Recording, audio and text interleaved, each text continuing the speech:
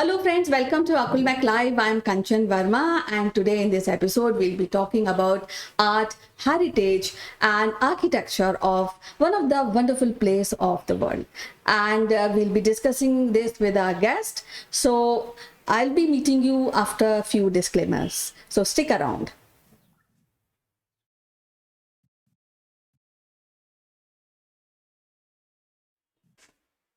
Welcome back, and today we have Mr. Sitesh Srivastav, who is an industry leader. He's closely related to radio broadcasting.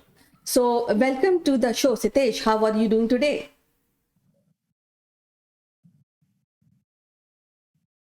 Thank you, Kanchan, for connecting me from anywhere in this world.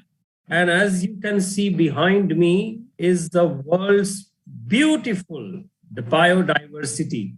But before I tell you more about it, how Well, I'm perfectly fine, and I'm so eager to hear which place we are visiting today. this place is only called as Cape of Good Hope. The only place on this planet, Cape of Good Hope, the Cape Town, the mother city, and a place which is steeped in modern 5 centuries of history. That is the Cape Town for you, Kanchan, this morning. Well, lovely, because I know this is a quite a old place, an old city, and there's, I think, a lot of mingling of people from different continent, different cities. So I'm more eager to know about the culture and the art of Cape Town. Of course, the legislative capital of South Africa, Kanchan, colloquially called Mother City. You know, there are two other capitals in South Africa. One is the Free State in Bloemfontein, and the other one is in Pretoria.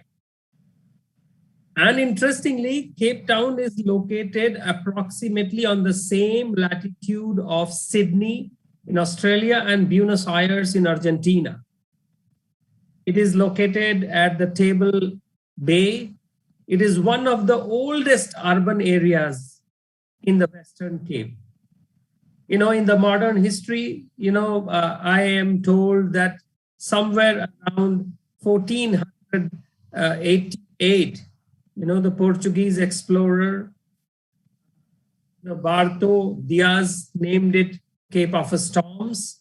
And then John II of Portugal names it as Cape of Good Hope. There must be a reason why a place of, and on the confluence of Indian Ocean and Atlantic Ocean, known as Cape of Good Hope, where the sea is actually very rough. The Atlantic side is very, very peace and calmful from far, but the Indian Ocean side is very, very rough, Kanchan.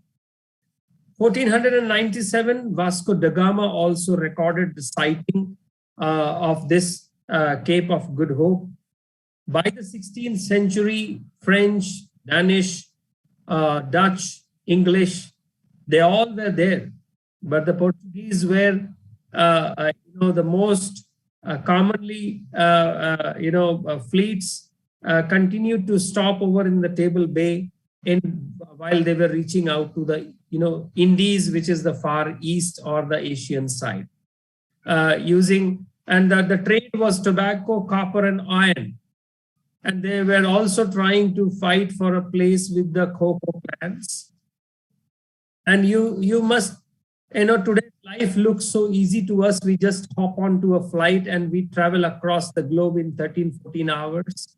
Think of those days, Kanchan, when the North America, South America, and the Europe, to connect them to the Asian side and the Australian side, Cape Town was the only place, only port of call where ships used to come there for repair and some rest. So this place is steeped in history, modern history, and Cape Town must be seen not just as a natural wonder, but also as a thriving, living city, which is also a mirror of the modern world. I'm sure you have heard about it and you have seen its pictures, Kanchan. Well, yes, and as you mentioned that was ancient port. This is ancient port, and I'm sure people who were traveling by ship in older times in antiquity, they must have faced a hardship and crossing from one place, one continent to another continent, and keeping that distance, keeping that area, and reaching to America or European country. So definitely, and this place, I think, as I mentioned, that many people must have landed on this place, and I'm sure they must have left their mark on that place. So what kind of culture we see in south in Cape Town? Well, Kanchan, the question that comes to my mind whenever I have been to Cape Town is that this place was discovered by the seafarers, by the sea explorers who were trying to find out new lands, not just for trade, but also for dominion. So they figured out a place which was probably known as Cape Peninsula. I don't know whether it was given by, was it the local name back then in 1480s or something like that? If you think of it, those seafarers and explorers, they found this place to be conducive for human settlement. They found it conducive. They also figured out that after Cape Town or before Cape Town, the sea is vast sea of no great port where they can, anchor their ships. And this place is steeped in the maritime history, and the world history can be written sitting in Cape Town of the last at least 500 years of history. The world can, I'm sure there are some books or there are historians who can write the world history, because Cape Town has got a lot of cultural, historical facts and also secrets. And the best connection with Asia I could find in the Cape Malay food and the Cape Malay culture there, Kanchan. And this, became the biggest settlement by 1652. It got its municipality, and before the gold was found in Johannesburg area, this was the largest settlement in the southern African point. And we truly believe that this is the meeting point, also the melting point between the eastern and western hemispheres. Kanchan, this city is full of museums, churches, cathedrals, slave museums, Castle of Good Hope, slave memorial, slave lodge. And these museums basically throw the last 5 centuries of history. Robben Island Museum, and Robben Island I will touch again with you in the show. And this is something that people say, I say that please visit Cape Town once in your lifetime. Well, there are so many special places to visit in Cape Town, and I've heard about those places. But one thing which really, I mean that it makes me interested in visiting Cape Town is that you can watch shark in a cage down in the sea. So a part of this, what kind of sports adventure Cape Town offers? Well, yes, you can see sharks, but Kanchan, who is in the cage? Is it the shark is in the cage, or is the tourist is in the cage? So that is the reality we must understand. That is a kind of $1 million question. Actually, we have to do a lot of meditation on that. Yes. So yes, visiting the sharks, seeing them so close, seeing the penguins so close, little far from there, You can also see whales. So there are a lot of water related sports, water adventures, around the city, lush green golf courses, and of course, a great seafood around the Cape Peninsula. So this is, as I said, the tourist, what the tourist wants. Some tourists come for wine tasting, Kanchan. One of the best wines in the world comes from the Cape Town region, Cape Peninsula region. And most of the vineyards have opened their doors. So you actually drive inside a vineyard. You can taste all kinds of wines there kept with cheese. So this cheese goes with that wine, that particular red wine goes with this kind of a cheese. And a lot of wine tasting happens. And I'm sure people who are always scared of drinking and driving can feel little relief that is still they can do wine tasting and still drive around in the city. Okay. So the best way to see Cape Town is to rent out a car and then go to its places of interest. And there, in that way, one can see lots of places like Signal Hill, Lion's Head, Devil's, and of course the one and the only Table Mountain, Howth Bay, Sea Point, V&A Waterfront, Bantry Bay, Clifton, Chapman's Peak Drive, lots of beaches, Two Oceans Marathon, and then around 176 kilometers from here is something called Cape Agulhas, which is the place where you can see the Indian Ocean and Atlantic Ocean, meeting. And of course, that site is very interesting, where you stand and you feel that this is the place where not just the oceans meet, but also a lot of cultures meet. There are a lot of shipwrecks in the area. And I feel that if all the shipwrecks are pulled out from the sea, the kind of rare things which will come out, it will make South Africa one of the richest country in terms of monetary terms.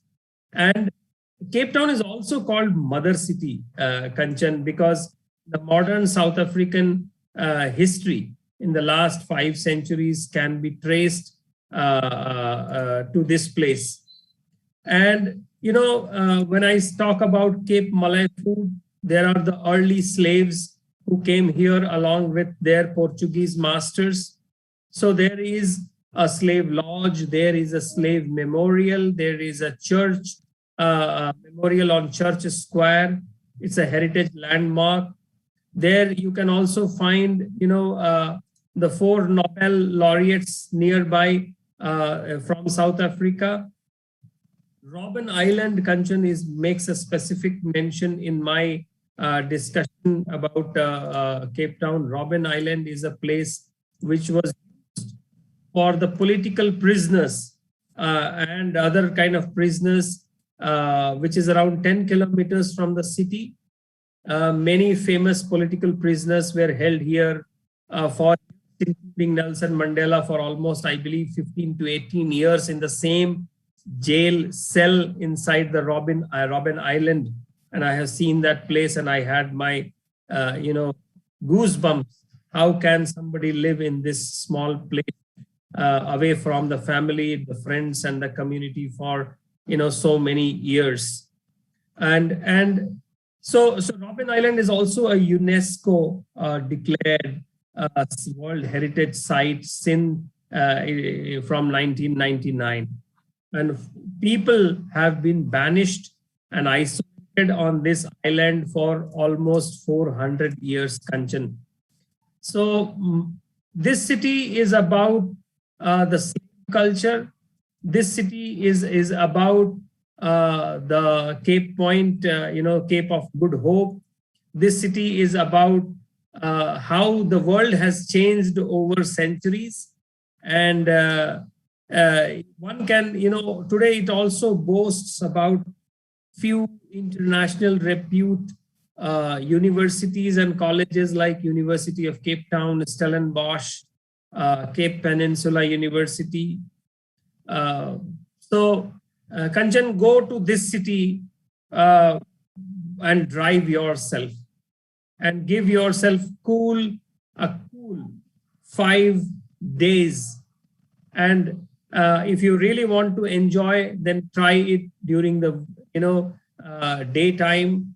Drive around the city weekdays, less crowd, and go with a high precision camera. Well, as you mentioned, Nelson Mandela, and you have seen where he lived in the jail. And you see, freedom doesn't come, I mean, it is very costly, and the cost is a soldier's life, and people who are instrumental in getting us, because we were also colony, independence or freedom. I think that has to be saluted maybe every day. At this point, I would like to ask you one important thing: how you will describe Cape Town in one sentence?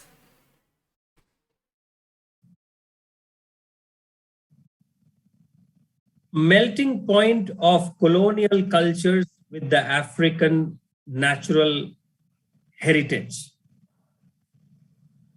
A place where you stand and you can actually look left and right and south and north, and you can actually feel and breathe the history of the modern world in last 5 centuries.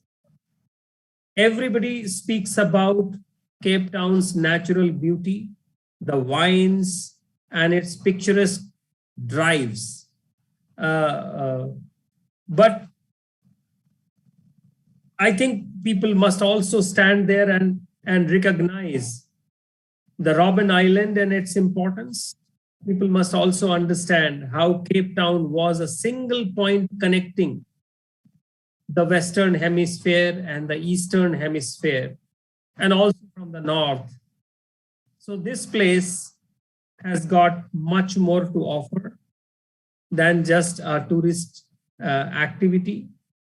Beautiful weather, amazingly nice wine and cheese.